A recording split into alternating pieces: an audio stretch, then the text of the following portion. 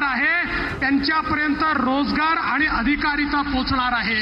आमचा सुतार समाज लोहार, सोनार, कुंभार, मूर्तिकार, चर्मकार, मिस्त्री, नावी, टेलर, धोबी या 12 बलुतेदारांना, या मायक्रो ओबीसीला त्यांचं जीवन पूर्णपणे बदलण्याचं काम आज या ठिकाणी होत आहे।